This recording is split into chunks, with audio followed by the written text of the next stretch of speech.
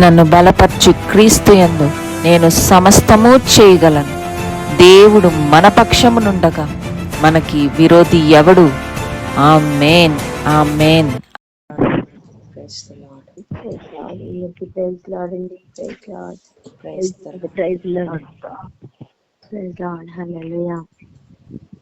కనుక మందిరం పని ముందుకు జరిగించడానికి దేవుడు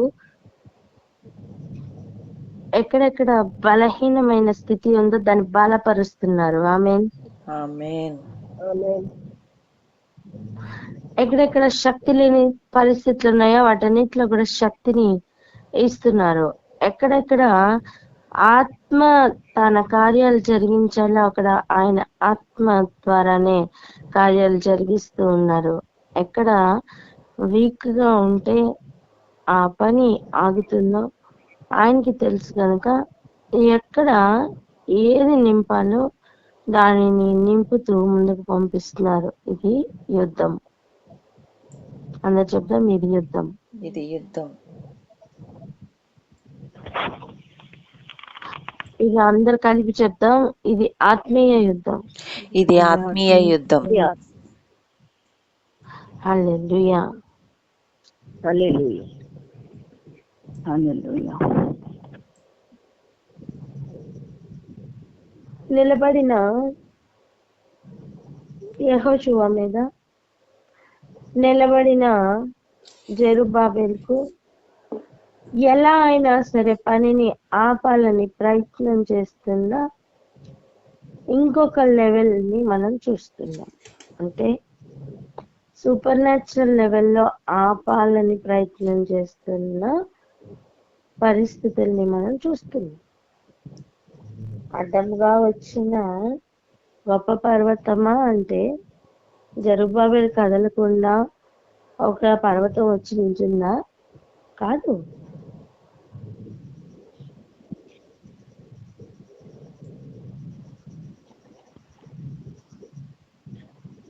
డైరెక్ట్ గా ఒక పర్వతం వచ్చి నించుందా? కాదండి. అధికార స్థానంలో ఉన్న పర్వతం అలా ఆపుతూ ఉన్న క్షణాలు దేవుడు చెప్తున్నమాట, నా ఆత్మ ద్వారా దీన్ని చేస్తాను. ఆమేన్, ఆమేన్. ఆమేన్, ఆమేన్. అసలు ఇస్తున్న భరోసా లెవెల్ వేరే కదా. ఆమేన్. నేను చూసుకుంటాను, నా ఆత్మ ద్వారా నేను చేస్తానని ప్రభు చెప్తున్నారు. అది కూడా ఏ నామంలో? యేసు నామములో. సైన్యములకు అధిపతియగు యెహోవా నామంలో. ఆమేన్, ఆమేన్. ఆయన ఎప్పుడు ఆ నామంలో కదిలినా ఆయన యుద్ధం చేసి జయం ఇస్తారని అర్థం.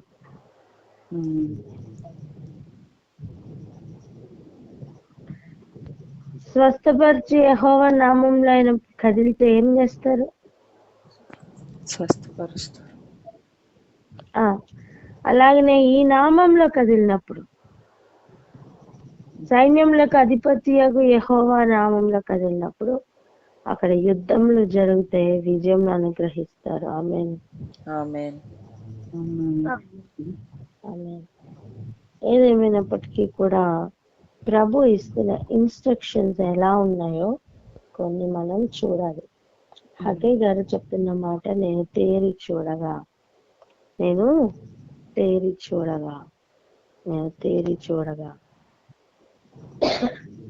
ఆయన తేరి చూస్తున్నప్పుడు దేవుడు కొన్ని విషయాలను ఆయనకి చూపిస్తూ ఉన్నారు. రోజు ఆయనకి చూపించిన కొన్ని విషయాల్లో ఒక విషయాన్ని మనం చూద్దాం. జకర్యా 2వ అధ్యాయం మొదటి 3 వచనాలు చదువుతాం. మరియు నేను జకర్యా 2వ అధ్యాయం మొదటి 3 వచనములు. మరియు నేను తేరి చూడగా కొలనూలు చేత పట్టుకుని ఒకడు నాకు కనబడెను. నీవెక్కడికి పోవచ్చున్నావని నేను అతను అడుగగా అతడు యెరూషలేము యొక్క వెడల్పును పొడుగును ఎంతైనది కొలచి చూడబోచున్నాను. అంతటి నాతో మాట్లాడుతున్న దూత బయలుదేరగా మరి ఒక దూత అతనిని ఎదుర్కొని వచ్చెను. ఆ, ఎలా ఉందంట చూడండి ఏం జరుగుతుంది ఇక్కడ. మరియు నేను తేరి చూడగా, జకరియా గారు ఏం చేస్తున్నారండి? తేరి చూస్తున్నారట. అప్పుడు ఏం జరుగుతుంది? కొలనూలు చేత పట్టుకున్న ఒకడు నాకు కనబడెను. కొలనూలు అంటే మెజరింగ్ మెజరింగ్ ఆ స్కేల్. కొలత వేయడానికి వాడుతున్న తాడు. కొలత వేయడానికి వాడుతున్న ఒక రోల్ గాని తాడు గాని. ఓకే, కొలనూలు చేత పట్టుకొని ఉన్నాడట. అయితే నీవెక్కడికి పోచున్నావు అని నేను అతన్ని అడగగా, ఎవరు అడుగుతున్నారు? జకరియా అడుగుతున్నాడు. అతడు ఏమంటున్నాడు? యెరూషలేము యొక్క వెడల్పును పొడుగును ఎంతైనది కొలిచి చూడబోచున్నాను. కొలతలు చూడబోతున్నారండి. చెప్పండి, కొలతలు చూడబోతున్నారండి. కొలతలు చూడబోతున్నారు. వెడల్పు పొడుగు, హోలీ స్పిరిట్, వెడల్పు పొడుగు కొలతలు చూడబోతున్నారు. వెడల్పు పొడుగు చెప్పండి, వెడల్పు పొడుగు కొలతలు చూడబోతున్నారు. వెడల్పు పొడుగు కొలతలు చూడబోతున్నారు.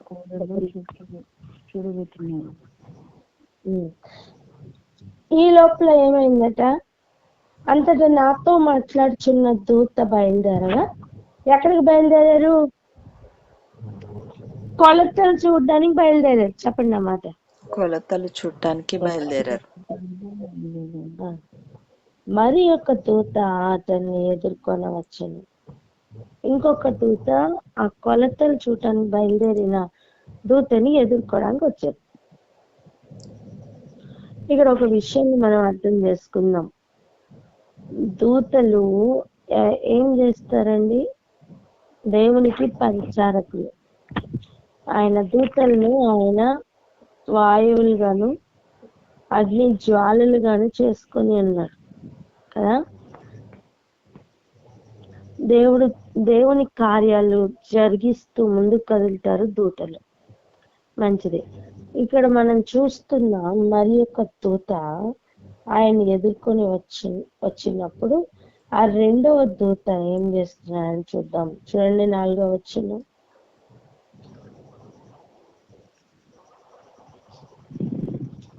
రెండవ దూత పరిగెత్తిపోయి యెరూషలేములో మనుషులను పశువులను విస్తారమైనందున అది ప్రాకారములు లేని మైదానంగా ఉండునని ఈ యవనునికి తెలియచేయమని మొదటి దూతకు ఆజ్ఞ ఇచ్చాను. చదవనమ్మా 5 నుంచి 4వ అధ్యాయం మేడం. అక్క 4వ వచనం అయిపోయింది. జకరియా 2:5 రా. ఓకే, ఇక 2వ అధ్యాయము 5వ వచనము. నేను దాని చుట్టూ అగ్ని ప్రాకారంగా ఉండును, నేను దాని మధ్యను నివాసినై మహిమకు కారణముగా ఉండును. ఇదే యెహోవా వాక్కు. చదవాలక్క? ఒక నిమిషం అది గమనించండి. అక్కడ ఇంకొక దూత ఎదుర్కొని ఏం చెప్తున్నారు? మనుషులను పశువులను విస్తారమైనందునట అది ప్రాకారములు లేని మైదానంగా ఉంటదని చెప్తున్నారు.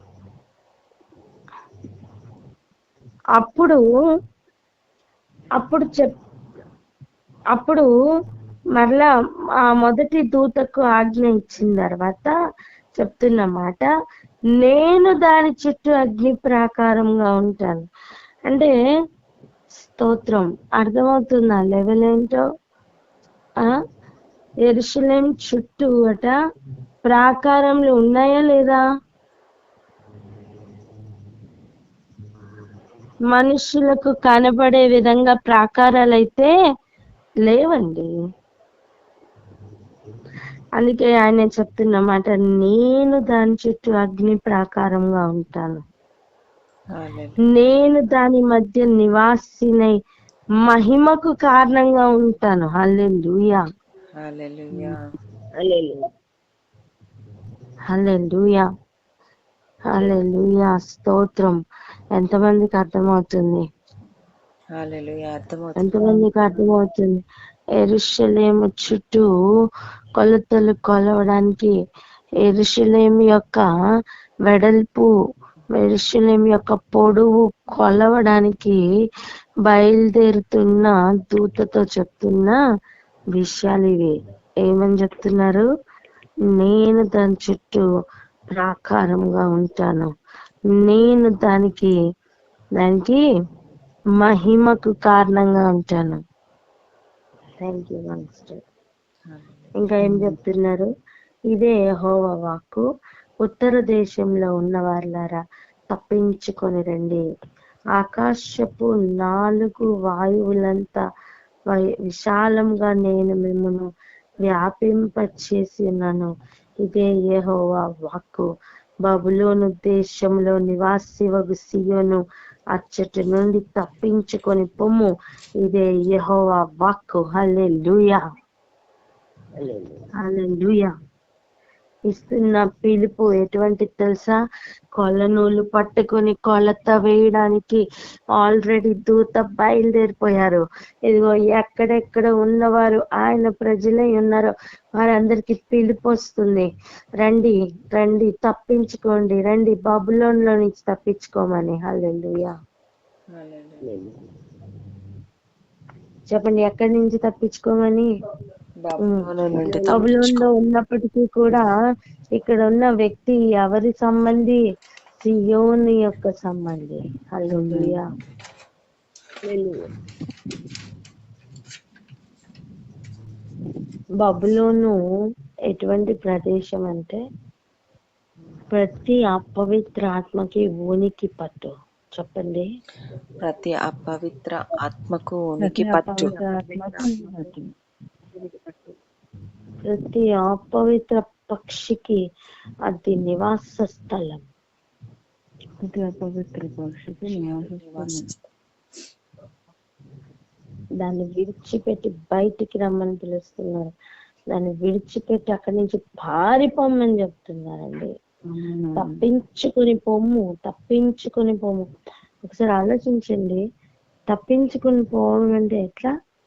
ఇప్పుడు ఏదైనా ఒక రూమ్ లో లేకపోతే ఏదైనా ఒక క్యాస్టిల్లో ఎక్కడైనా ఉన్నారనుకోండి, వాళ్ళు అక్కడి నుంచి తప్పించుకుని పోవడము అంటే మనం ఎలా చూస్తాం? వాళ్ళు ఎలా తప్పించుకుని వెళ్తారు? అక్కడ కావలిగా ఉన్నవారు కనపడకుండా తప్పించుకుని వెళ్తారు. దాన్నే కదా తప్పించుకుని పోండి అంటాం. హలో,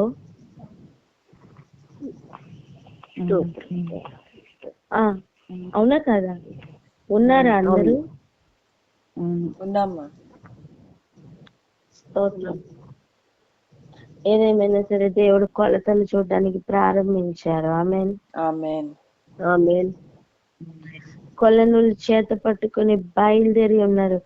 ఆయన దూత అయితే బయలుదేరి ఉన్నారు. ఇదిగో కొలతలు చూ అనే చెప్తున్నమాట, నేను దాని మహిమకు కారణంగా ఉన్నాను అని. హల్లెలూయా, హల్లెలూయా. హల్లెలూయా. మనుషులకి కనపడే రీతిగా దానికి ప్రాకారం లేదేమో, కానీ దూత చెప్తున్న మాట ఏంటి తెలుసా? నేను దానికి ప్రాకారంగా ఉన్నాను. అది దేవుడు పంపించిన వాక్కు కదా. అయితే మనుషులు ఏం చేయాలట? బబులోనులో నుంచి అచ్చటి నుంచి తప్పించుకొని పొమ్ము. 7వ వచనం ఒకసారి చదవండి.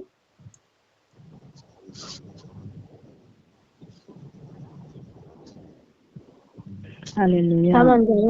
7వ వచనం, 8వ వచనం చదవండి. ఇది రిసీవ్ చేసుకుంటూ చదవండి.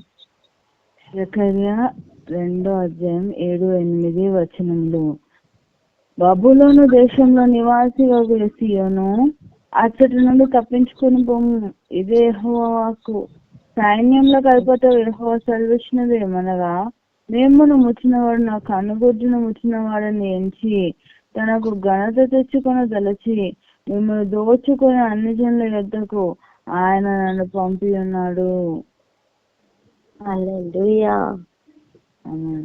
సాధారణంగా మనం మామూలుగా చాలా సార్లు మిమ్మల్ని ముట్టినవాడు కనుగుట్టి నీ కనుగుట్టిని ముట్టినవాడు కదా, మమ్మల్ని ముట్టినవాడు నీ కనుగుట్టిని ముట్టినవాడు కదా అని మనం ప్రార్థన చేస్తూ ఉంటాం. కానీ ప్రభువే సెలవిస్తున్న వాక్కు, మిమ్మల్ని ముట్టినవాడు నా కనుగుట్టిని ముట్టినవాడు అని. హల్లెలూయా. మిమ్మల్ని ముట్టినవాడు తన కనుగుడ్డును ముట్టిన వాడిని ఎంచి తనకు ఘనత తెచ్చుకొని దలచి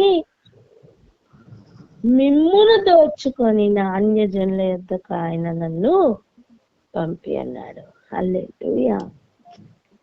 అంతా ఏదో జరుగుతుంది అని కాదండి, ఆయన దూతలు ముందుగా వెళ్తున్నారు. హల్లెలూయా. మోషే ప్రయాణం చేస్తున్నప్పుడు కూడా అనేక సార్లు నీకంటే ముందు దూత వెళ్తారు, నీకంటే ముందు నా దూతను పంపి ఉన్నాను, నీకంటే ముందు నా దూత నీకు ముందుగా నడుచును. ఎన్నిసార్లు చూస్తున్నాం ఆ మాటను. ఆయన దూతలతో ఆయన నింపి ఉన్నారండి. దూతలు ఇంపార్టెంట్ అని నేను అనట్లేదు, దేవుని వాక్కు ఇంపార్టెంట్. ఆ వాక్కుని బట్టి దూతలు కదులుతున్నారు. హల్లెలూయా. ఆమేన్. ఆమేన్. హల్లెలూయా. గుర్తున్న యేసు ప్రభు కూడా తన పరిచర్య ప్రారంభించడానికి ముందు యేసు ప్రభు కూడా అరణ్యంలోనికి కొనిపోబడిన సమయం దూతలు ఆయనకు పరిచర్య చేస్తూ వచ్చారట. ఎవరు లేని స్థలంగా ఉన్నది, అడవి మృగములతో ఉన్న సమయం దూతలు ఆయనకి పరిచర్య చేస్తూ వచ్చారట. స్తోత్రం. ఎక్కడ విడువని ఎడబాయిని దేవుని కలిగి ఉన్నాం. ఆమేన్. ఆమేన్. ఆమేన్. చూడండి, మిమ్మును దోచుకొనిన అన్యజనుల ఎదకు ఆయన నన్ను పంపి ఉన్నాడు. ఆ మాట చెప్పండి. నిన్ను దోచుకొనిన అన్యజనుల ఎద్దకు ఆయన నన్ను పంపి ఉన్నాడు.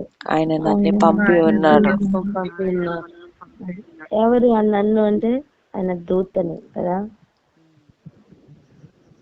దేవుడు అనవసరంగా పంపి ఉంటాడా దూతను? కాదు. అయితే నువ్వేం చేయాలి?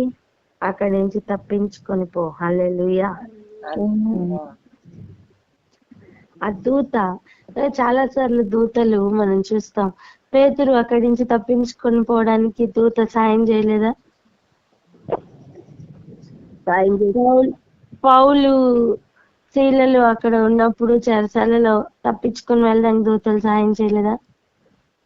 చెప్పండి అమ్మా. చేయలేదా? చేశారు. ఇప్పుడు బబులో నుంచి తప్పించుకొని పోవడానికి కూడా ఆ దూత సాయం చేస్తారమ్మా. ఆమేన్.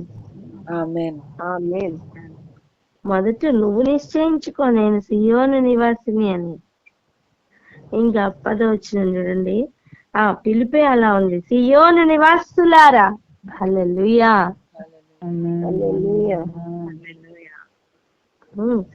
మొదట నువ్వు నిశ్చయించుకో అమ్మా, నేను సియోను నివాసినా బబులోను నివాసినా అని. సియోను నివాసులారా, నేను వచ్చి మీ మధ్యన నివాసము చేతిలో. హల్లెలూయా. చెప్పండి, ఆయనే వచ్చి మధ్యన నివాసం చేస్తారని.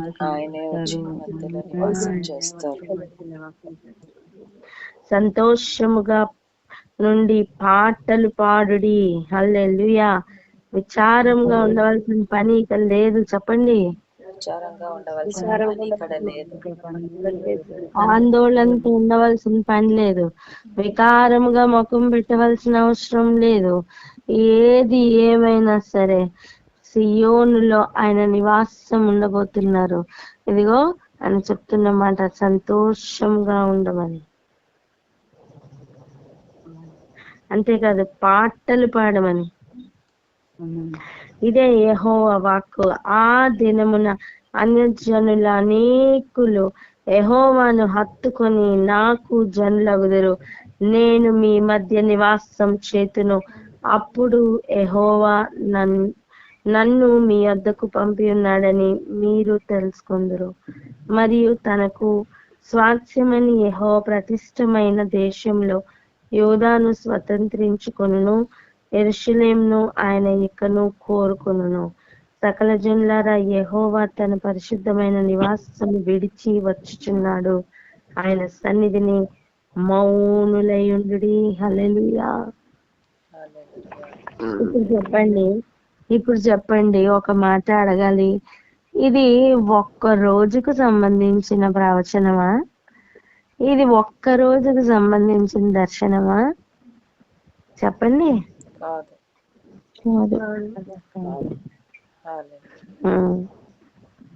హల్లెలూయా. ఆయన వచ్చుచున్నాడు. చెప్దామా? ఆయన వచ్చుచున్నారు. ఆయన వచ్చుచున్నాడు. ఈ పాట వచ్చా? యేసు రాజుగా వచ్చుచున్నాడు అని. వచ్చిన వారు అందుకోండి.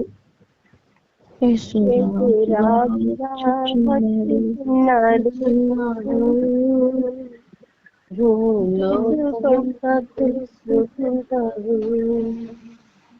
తేజుడు రమ్యమైన దేవుడు రారాజుగా వచ్చుచున్నాడు. కోటి తేజుడు రమ్యమైన దేవుడు రారాజుగా వచ్చుచున్నాడు. యేసు రాజుగా వచ్చుచున్నాడు.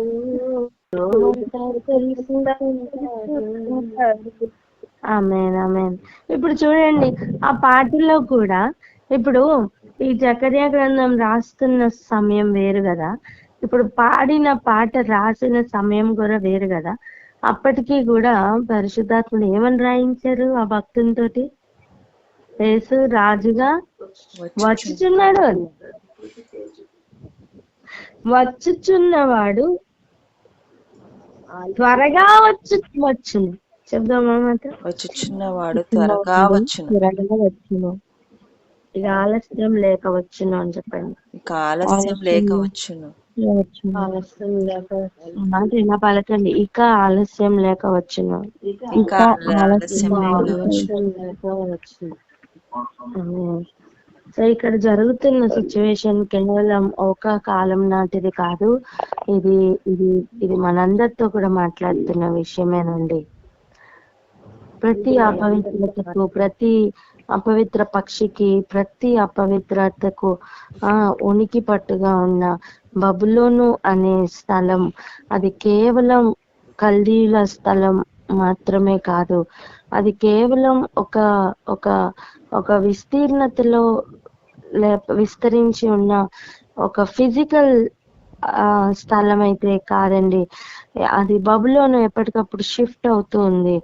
మీరు సినిమాలు చూసిన అనుభవంలో గుర్తుందా? విలన్ వస్తాడు కానీ ఇక్కడ కనిపిస్తాడు, కానీ అక్కడ ఉండడు, వెనక ఎక్కడో ఉంటాడు. అక్కడ కనిపిస్తాడు కానీ అక్కడ ఉండడు. 8 మందో 9 మందో అయిపోయి ఎవరు నిజంగా ఎక్కడున్నారో అర్థం కాకుండా అందరూ ఫైట్ చేసేస్తూ ఉంటారు. ఇలాంటి డూప్లికేట్ అయిపోయి ఎక్కడెక్కడో ఉంటారు. అలా షిఫ్ట్ జరుగుతూ ఉంది. ఎగ్జాంపులే చెప్తున్నాను. అలా షిఫ్ట్ జరుగుతుంది. అండ్ ఇక్కడే ఉన్నట్టు కనిపిస్తాడు, లేదు అక్కడెక్కడో ఉంటాడు. వాడు భూమి మీద ఎక్కడి నుంచి వచ్చావంటే వాడు చెప్తున్న సమాధానమే, నేను ఇటు అట్టు తిరుగుతూ వస్తున్నానని.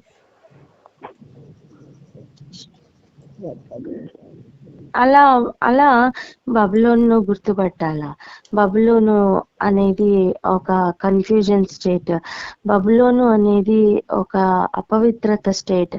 బబులోను అనేది ఒక పవిత్రత లేకుండా అవిశ్వాసం కలిగిన స్టేట్. అది మత్తు స్టేట్ అండి. మత్తు దాని దగ్గర ఉన్నదే భూనివాసులందరినీ మోసం చేస్తున్న మత్తు స్టేట్. అంతేకాదు అక్కడ జరుగుతున్నది విస్తారమైన వ్యాపారం. ఇవన్నీ విషయాలు ఎక్కడున్నాయి? ప్రకటన గ్రంథంలో ఉన్నాయి. మీరు చదువుకోండి తర్వాత. కానీ అక్కడ బబులోను అంటేనే అటువంటి ఒక స్థలం. దాని నుండి ప్రభు పిలుస్తున్న పిలుపు తప్పించుకొనిరా. అక్కడి నుంచి తప్పించుకో. ఎక్కడ చేరాలి? సియోన్లో చేరాలి. చెప్పండి, ఎక్కడ చేరాలి? సియోనులోకి చేరాలి. ఎందుకు సియోన్లో చేరమంటున్నారు? సియోన్లో ఆయన నివసిస్తారట. సియోన్లో ఆయన మహిమను కనపరచబోతున్నారు. సియోన్లో ఆయన ప్రాకారంగా ఉండబోతున్నారు. మామూలు ప్రాకారం కాదండి, అగ్ని ప్రాకారం. హల్లెలూయా. హల్లెలూయా. మీకు గుర్తుందా? అగ్ని ప్రాకారంగా ఎవరి చుట్టూ ఉండెను బైబిల్లో? ఒకసారి జ్ఞాపకం చేసుకోండి. యోబు.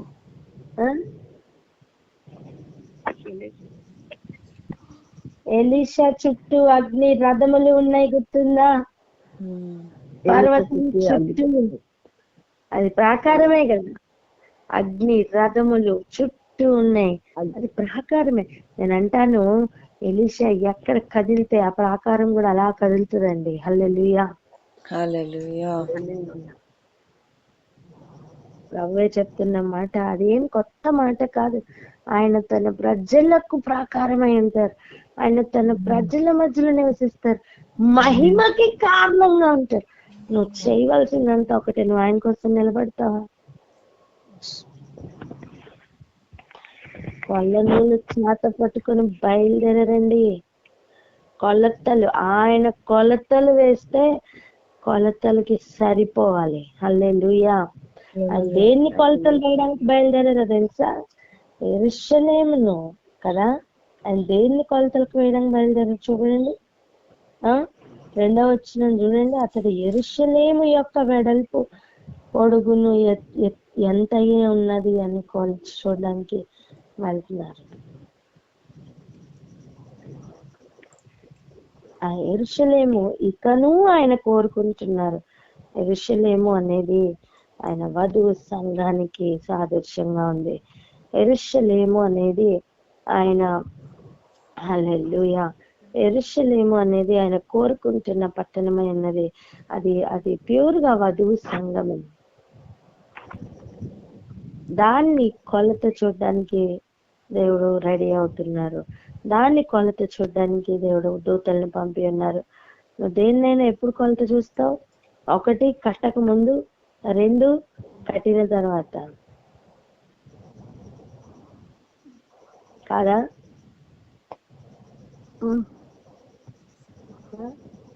మంచి టైలర్లు ఎప్పుడు కూడా కొలత చూస్తూ కుడుతూ ఉంటారు కదా. అలాగనే మంచిగా బిల్డింగ్ కట్టున్న వాళ్ళు కూడా కొలత చూస్తూ కడుతూ ఉంటారు. నిర్లక్ష్యంగా ఉన్నవారు కొలతలు ఏవి చూడరు.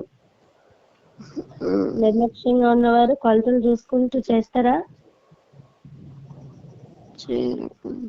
లెక్కలు చూసుకుంటున్న ప్రభు దగ్గరికి మనము సంఘముగా మనం సిద్ధపడుతున్న సమయం. ఆయన కొలతలు చూస్తున్నప్పుడు ఆయన కొలతలకు మన జీవితం సరిపోవాలి.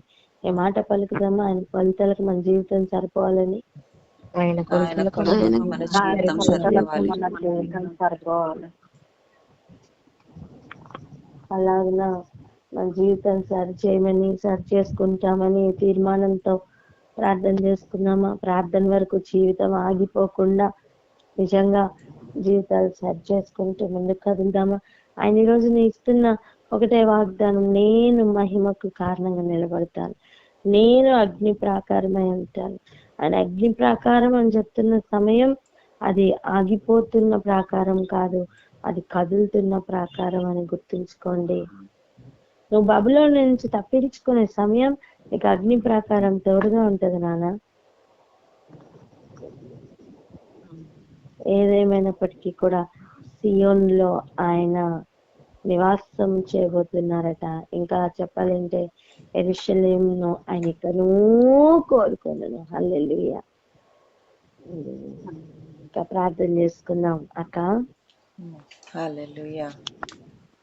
థాంక్స్.